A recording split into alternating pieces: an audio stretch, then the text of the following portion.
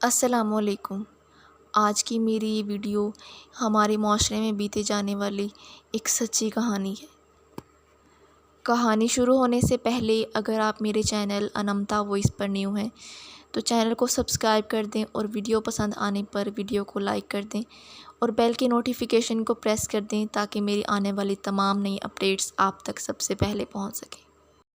اس کے روشن دن بھی ایسی سیاہ اندھیری رات بن چکے تھے کہ جہاں روشنی کے واسطے جگنوں کی مدھم سی جگمگاہٹ بھی میسر نہ تھی۔ وہ یہاں وہاں دیکھتی رہتی پر اسے کچھ دکھائی نہ دیتا۔ جو منظر پچھلے 22 سالوں سے اس کی آنکھوں میں بس کر روشنی بن بیٹھا تھا، وہ سراب ہوا تو اس کی آنکھیں دیکھنے سے قاصر ہو گئیں۔ نہ اسے اپنی معصوم بچیاں دکھائی دیتی، نہ اپنی جوانی۔ اس نے اپنے شوہر کا آخری دیدار ایسے کیا تھا کہ اب کچھ بھی دیکھنے کی تمنا باقی نہ رہی تھی۔ اس کے کانوں میں آج بھی اچانک ہی بیٹھے بیٹھے وہ آواز گونجتی تو وہ تڑپ اٹھتی۔ آواز کا تعاقب کرتی لیکن پکارنے والا تو منو مٹی تلے جا سویا تھا۔ اس کی حالت دیکھ کر سب کو افسوس ہوتا۔ رئیس تو اسے چھوڑ کر جا چکا تھا لیکن اس کی محبت، وہ محبت! مہرو کے ہونٹوں سے سسکیاں لپٹی رہتیں۔ 2 معصوم جڑواں بچیاں جن کی عمر بمشکل 2 سال تھی، ماں ماں کرتیں اس کو ہوش کی دنیا میں لاتیں۔ انہیں دیکھ کر وہ کچھ اور دیوانی ہو جاتی۔ کیا کچھ تھا جو اسے یاد نہیں آتا تھا۔ محبت کے وہ حسین لمحے جب رئیس نہ رہتا اور مہرو، وہ تو اس دنیا کی رہی ہی نہ تھی۔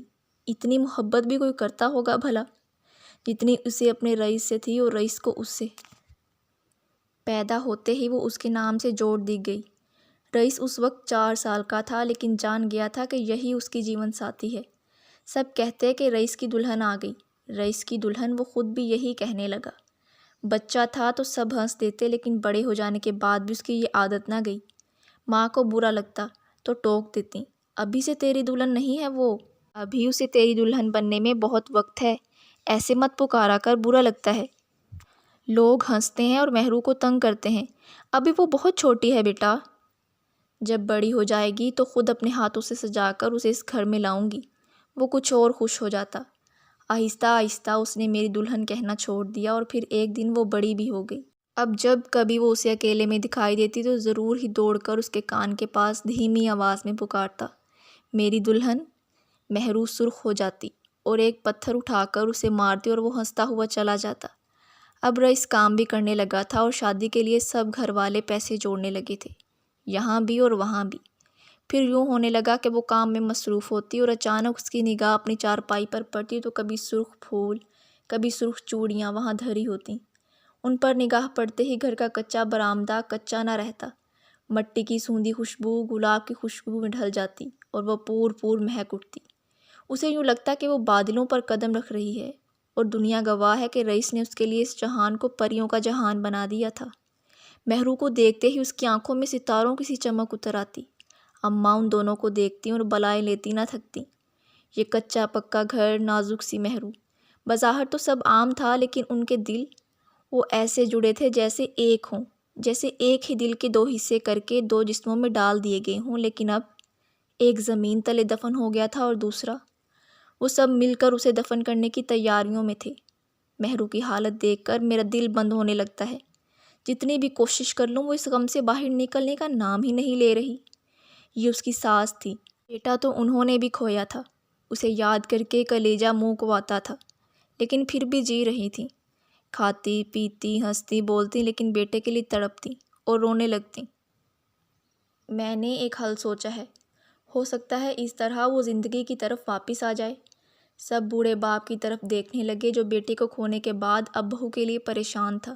اس کی دوسری شادی کی بات بھی مت کرنا رئیس کے ابا، وہ مر جائے گی لیکن کبھی راضی نہیں ہوگی، وہ رئیس کو یاد کر کر کے بھی تو مر ہی جائے گی۔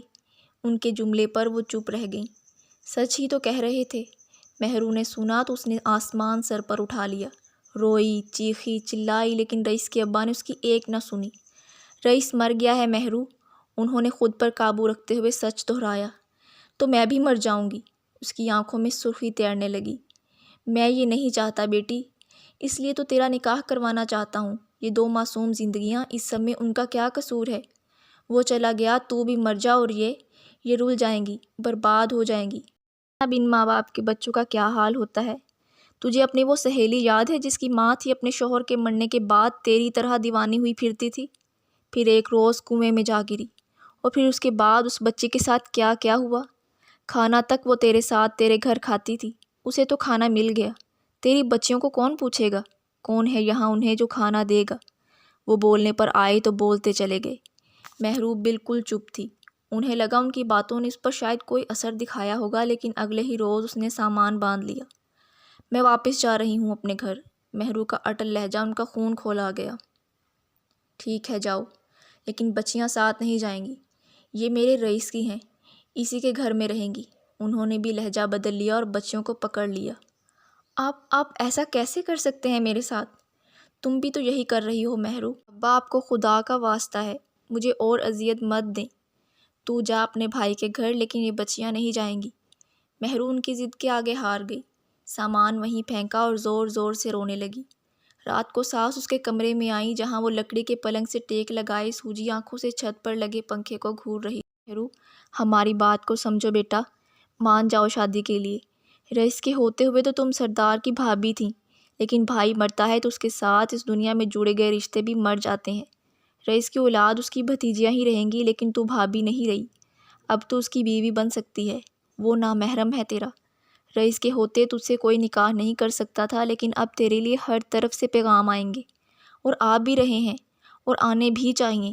دوسری شادی تیرا حق ہے، اسی لیے ہم چاہتے ہیں کہ تو وقت پر بہتر فیصلہ کر لے۔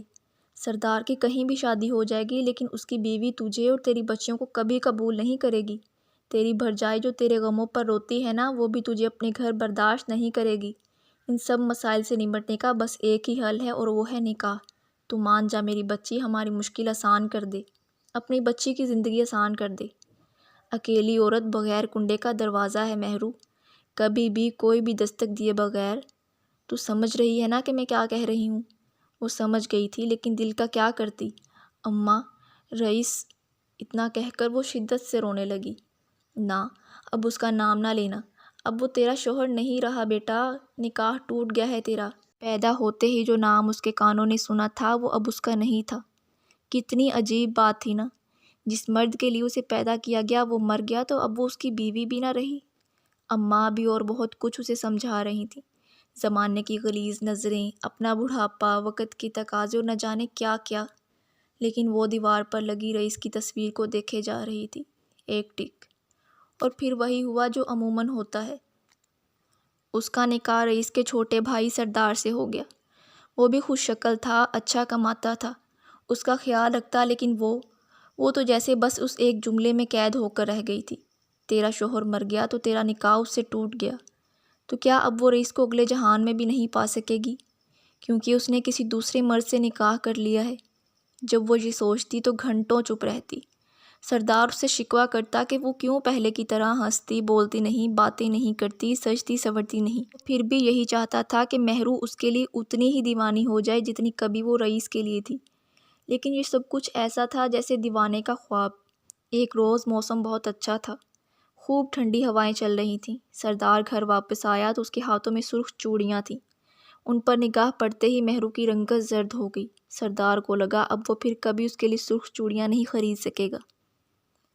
سرخ چوڑیاں دیکھتے ہی وہ ماضی میں کھو گئی۔ اسے یاد آیا کہ شادی کے کچھ ہی دن بعد رئیس اس کے لیے بڑی مہنگی کانچ کی چوڑیاں لایا تھا۔ رئیس، جب ہم جنت میں چلے جائیں گے تب بھی تو مجھے ایسے ہی چوڑیاں لا کر دے گا؟ اس کے اس سوال پر وہ اتنا ہنسا، اتنا کہ گھر کے تمام لوگ اسے اس لطیفے کے بارے میں پوچھنے لگے جسے سن کر وہ یوں کہکہے لگا رہا تھا۔ ارے پاگل، وہاں یہ کانچ تھوڑی نہ ہوں گے، وہاں تو ہیرے ہوں گے، ڈھیر سارے۔ ہر وہ چیز ہوگی جو اس دنیا میں ہم نے کبھی دیکھنا تو دور سوچا بھی نہیں ہوگا۔ تجھے میں وہاں ہیرے کے کنگن پہناؤں گا۔ گھر والوں کے جانے کے بعد جب کمرے میں وہ دونوں رہ گئے تو اس نے بے حد محبت سے اس کی چوڑیاں گھماتے ہوئے کہا، رئیس، وہاں ہم دونوں ساتھ ہوں گے نا؟ وہاں پھر سے شادی تو نہیں کرنی پڑے گی نا ہمیں؟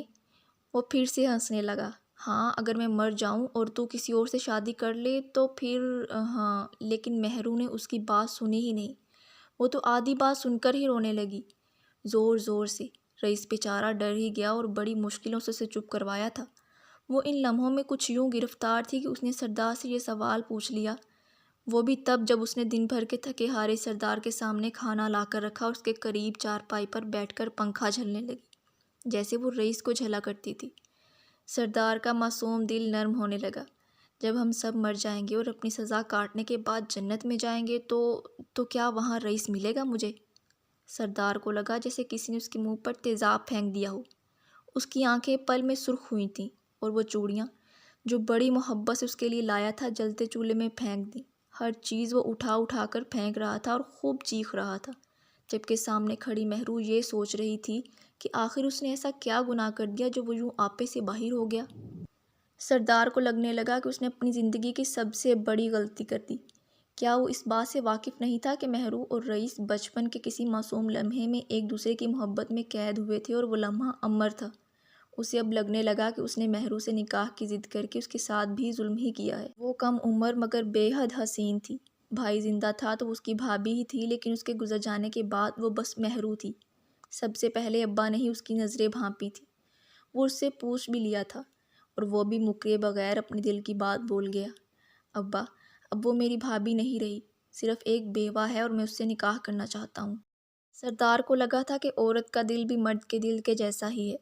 یہاں پر پہلا پنہ بھرا، چاہے تو صفحہ پھاڑ دو یا پلٹ دو، کہانی ختم۔ لیکن یہ سردار کی غلط فہمی تھی۔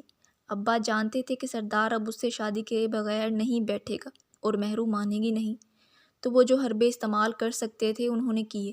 مہرو نے زبان سے اقرار کر لیا، لیکن اس کا دل مٹی تلے دفن ہو گیا تھا۔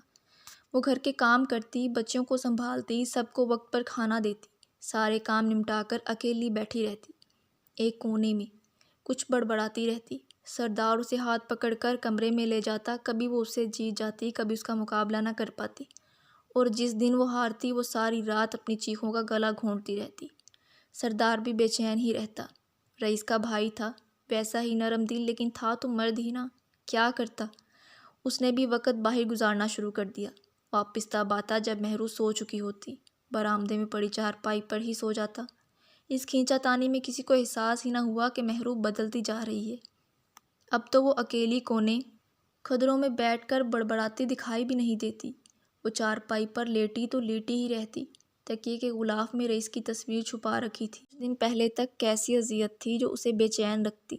شرمندگی کا احساس، رئیس کو دھوکہ دینے کا وہم اور اسے دوبارہ پا لینے کی شدید خواہش۔ یہ تین چیزیں دن رات اس کے ذہن میں چکراتی رہتی اور وہ اس دنیا سے دور ہو جاتی، لیکن پھر اچانک سب بدل گیا۔ اس کا دل دماغ ایک ناقابل بیان سکون میں ڈوب گئے۔ کچھ دن پہلے ہی تو اس نے دیکھا تھا رئیس کو، خواب میں وہ سفید گھوڑے پر آیا تھا، سفید ہی لباس میں، یہ چمکتا بھرا بھرا چہرہ۔ مہرو نے اسے دیکھتے ہی چہرہ چادر میں چھپا لیا۔ شرمندگی ایسی تھی کہ اپنا وجود زمین کے اندر دفن ہوتا محسوس ہو رہا تھا۔ رئیس گھوڑے سے چھلانگ لگا کر اترا اور اس کے پاس آیا، ہاتھ پکڑ کر اسے کھڑا کیا اور چہرہ دیکھا اور بولنے لگا، مہرو، جو کچھ بھی ہوا وہ تقدیر کا لکھا تھا، اس میں تمہاری کوئی غلطی نہیں، تم کیوں شرمندہ ہو؟ میں تمہیں اس حال میں دیکھتا ہوں تو مجھے بہت درد ہوتا ہے۔ مت کرو یہ سب، سردار میرا بھائی ہے، وہ بھی تکلیف میں ہے اور تم بھی اذیت میں ہو، لیکن میں یہاں بہت خوش ہوں۔ یہ جگہ بہت اچھی ہے، مگر تمہارے آنسو مجھے بے چین کر دیتے ہیں۔ تم بھی خوش رہو نا سردار کے ساتھ۔ اتنا کہہ کر اس نے مہرو کا ہاتھ چھوڑ دیا اور مسکراتا ہوا پھر سے گھوڑے پر بیٹھ گیا اور مہرو سے دور تک جاتا دیکھتی رہی۔ جب جاگی تو پورا بدن پسینے سے بھیگا تھا۔ وہ پھر سے لیٹ گئی اور کچھ ہی دیر بعد وہ ایک گہری پرسکون نیند کی باہوں میں تھی۔ اس سکون کو محسوس کرنے کے بعد اسے علم ہوا کہ سردار کئی روز سے کمرے میں ہی نہیں آیا، نہ اس نے اس کے ہاتھ کا پکا کھانا کھایا ہے، اور بچیاں بھی پہلے سے کمزور ہو گئی تھیں۔ نیند سے جاگنے کے بعد اس نے غسل کیا، صاف ستھرا سرخ رنگ کا سادہ سا سوٹ پہنا، سردار کی پسند کا کھانا بنایا اور پھر سب کے سو جانے کے بعد باہر چارپائی پر آ گئی جہاں تکیے میں اس نے رئیس کی تصویر چھپا رکھی تھی۔ اس نے وہ تصویر نکالی تو ساتھ ہی ایک اور تصویر بھی گری۔ وہ مہرو کی تصویر تھی جب اسے سردار کی دلہن بنایا گیا تھا، تب شاید کسی نے کھینچی تھی، لیکن وہ اس بات سے لا علم ہی تھی۔ سردار کے چہرے پر خوشی اور دکھ دونوں تھے، جبکہ وہ زندہ لاش لگ رہی تھی۔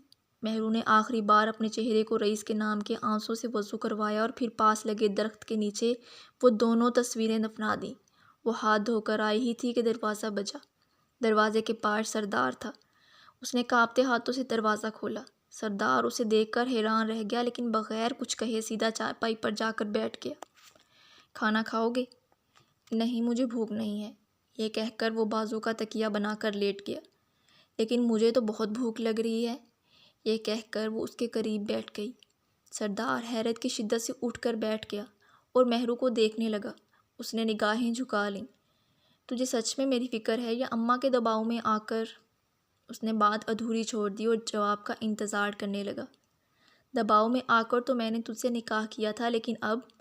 اس نے ابھی جملہ مکمل کرنا ضروری نہ سمجھا کہ جانتی تھی کہ سردار کو ادھوری باتیں بھی پورا مطلب سمجھا دیتی ہیں۔ مہرو، تو سچ میں میرے ساتھ رہے گی نا؟ اپنے دل کی رضامندی کے ساتھ؟